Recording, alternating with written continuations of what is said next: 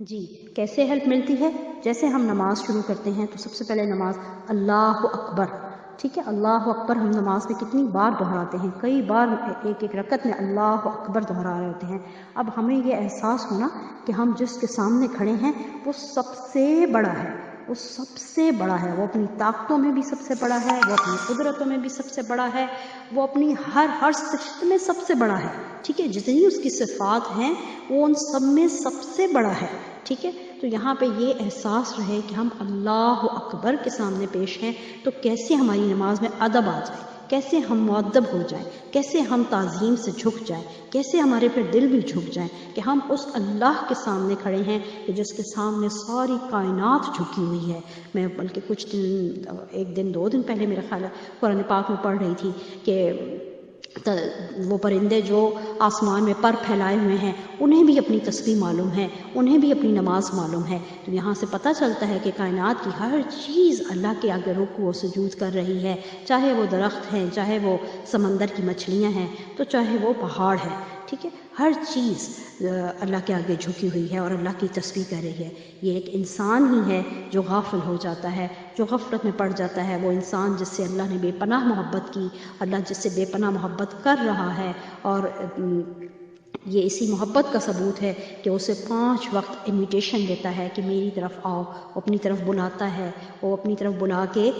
دعوت دے رہا ہے۔ کبھی کوئی بندہ، ہم اپنے آپ کو دیکھیں، ہمارا کوئی کتنا ہی قریبی رشتہ کیوں، ہم ہمارے اپنے سگے بیٹے بیٹیاں جب کبھی شادی ہو کے چلے جاتے ہیں، دن میں 4-5 چکر لگائیں تو ہمیں تشویش ہونے لگتی ہے، بار بار کیوں آ رہے ہو، مطلب خیر تو ہے آج اتنے چکر لگا لیے ہیں، جیسے میرڈ لوگ ہوتے ہیں وہ آنا جانا لگا رہے، تو ہمارا تو ظرف ہی اتنا ہے، ٹھیک ہے نا۔ تو یہ تو اللہ اکبر کی بات ہے جو پوری زندگی انسان کو ہر روز 5 بار بڑی محبت سے، بڑی پیار سے فلاح کی طرف بلاتا ہے، بھلائی کی جانب بلاتا ہے۔ تو ہم پھر کیوں نہ اپنا رابطہ اللہ کے ساتھ بہترین، سارا دن نہیں رکھ پاتے تو کم از کم نماز میں رکھنا شروع کر دیں کہ نماز سے پھر وہ پاور ملتی ہے کہ پھر ہم باقی روٹین میں بھی، باقی اوقات میں بھی، باقی دن بھر کی روٹین میں بھی پھر وہ احساسات ہمارے اندر ڈیولپ ہونا شروع ہو جاتے ہیں، بیدار ہونا شروع ہو جاتے ہیں۔ جی ہم اس پاور کو اچھے سے وصول نہیں کر پاتے، اسی لیے ہم وہ نماز پڑھنے کے بعد بھی ہم غلطیاں کر رہے ہوتے ہیں، برائیوں میں مبتلا ہو جاتے ہیں، گناہ بھی کر رہے ہوتے ہیں، غصہ، جھوٹ، چغلی، غیبت سب کچھ چل رہا ہوتا ہے۔ وجہ صرف یہی ہوتی ہے کہ نماز سے جو مین سورس ہے ہمارے لیے پاور حاصل کرنے کا، 5 ٹائمز اللہ تعالیٰ نے اتنے بہترین ہمیں وہ وقت بھی عطا کیے ہیں کہ 5 وقت کی نماز پڑھ کے ہم وہ پاور حاصل کر لیں، تو وہ ہم پاور حاصل نہیں کر رہے ہوتے، ٹھیک ہے نا۔ اللہ تو ہمیں دے رہا ہوتا ہے، ہم اس پاور کو لے نہیں رہے ہوتے، اپنے دھیان کو ادھر ادھر لگا کے اپنا فوکس بہترین نہ رکھ کے۔ تو یہاں پہ اللہ کی صفات ہمیں بہت بہت بہت ہیلپ کرتی ہیں جب ہم ان صفات کو مد نظر رکھتے ہوئے، ان صفات کو اپنے اندر اتارتے ہوئے نماز ادا کرنے کی کوشش کرتے ہیں، تو پھر ہمیں بہت بہت ہیلپ مل جاتی ہے۔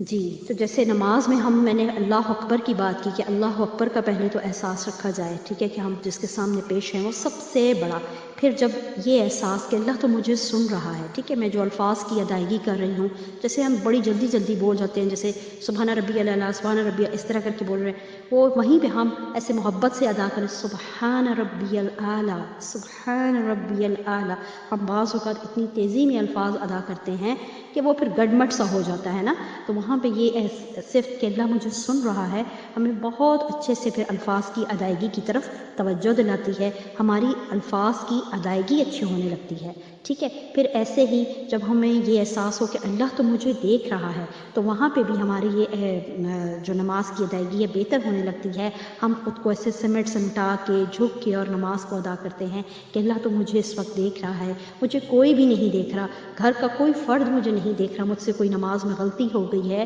کوئی رکعت پڑھنے میں کوئی کچھ بھی مسٹیک ہوئی ہے تو کسی کو تو معلوم نہیں ہے، ہمارے پاس بھی، بلکہ ہم بیٹھے ہوتے ہیں سارے گھر کے افراد، ہم نماز ادا کر رہے ہوتے ہیں، کسی کو یہ نہیں پتہ چلتا کہ ہم نے کتنی رکعتیں پڑھی کتنی نہیں پڑھی، ٹھیک ہے نا، اللہ کو پتہ ہوتا ہے، اللہ جانتا ہے، اللہ دیکھتا ہے، تو وہاں پہ اللہ کے دیکھنے کا احساس جو ہے پھر وہ ہمیں نماز میں بہترین طریقے سے ہیلپ کرتا ہے اور ہماری نماز آہستہ آہستہ بہتر ہونے لگ جاتی ہے۔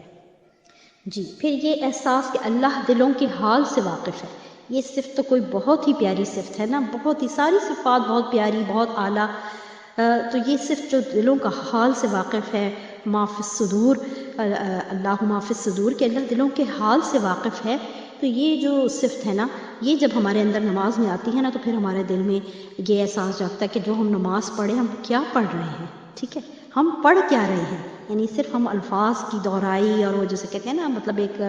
لگی لپٹی بات وہ کر رہے ہیں، یا ہمارا کوئی دل کا رشتہ بھی یہاں پہ اللہ سے بن رہا ہے. اور جیسے سبحان ربی العظیم، اللہ تو کتنی عظمت والا ہے، تو کتنی بزرگی والا ہے، عظمتیں تو تمام تجھ پہ، جیسے اپنے اپنے دل کا احساس کر، سمیع اللہ لمن حمدہ ربنا لک الحمد، تمام تعریفیں اللہ کے لیے، اس نے سنا جس نے تیری تعریف کی. یہ کتنا مزے کا ایک پوائنٹ ہے نا، کہ اس نے سنا، یعنی وہ سن رہا ہے جو اس کی تعریف کر رہا ہے. نماز کیا ہے؟ نماز پوری کی پوری حمد و ثنا ہے، ٹھیک ہے، ساری کی ساری حمد و ثنا ہے. تو یہ حمد و ثنا جو کائنات کے ساری، وہ جسے کہتے ہیں نا، ہر چیز کر رہی ہے، تو اللہ کریم نے ہمیں ایک بہت ہی بہترین طریقے سے اس کو 5 ٹائم ادا کرنے کا حکم بھی دیا ہے، فرض بھی قرار دیا ہے ہم پر. تو جب ہم اس حمد و ثنا کو، اللہ کریم کی تعریف کو ایسے محبت سے بیان کریں گے، تو اللہ کتنا خوش ہوگا، اللہ کتنا راضی ہوگا. یہاں پہ مجھے ایک اور احساس بڑی ہیلپ کرتا ہے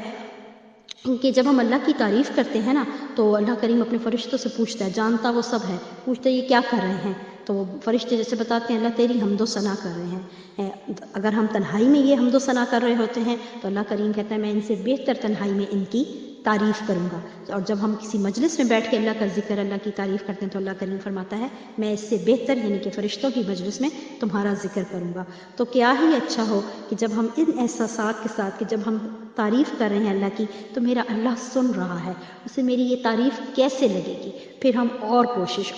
یہ کوشش تو عمر بھر کی ہے، یہ تو آخری سانس تک کی کوشش ہے، یہ کوئی ایک دن کی کوشش نہیں، یہ کوئی ایک دن کی بات نہیں ہے. تو کوشش کریں، اللہ کریم مجھے بھی، آپ سب کو بھی بہترین طریقے سے نماز ادا کرنے والا بنا دے. ہم ان پیاری پیاری صفات کو اپنے ساتھ رکھنا شروع کر دیں، ہمارے اندر ان صفات کا احساس بیدار ہو جائے، اور ہماری نماز بہترین ہو جائے. آمین ثم آمین یا ارحم الراحمین. الحمدللہ رب العالمین. صلی اللہ علی حبیبہ محمد وعلی آلہ وصحابہ وسلم.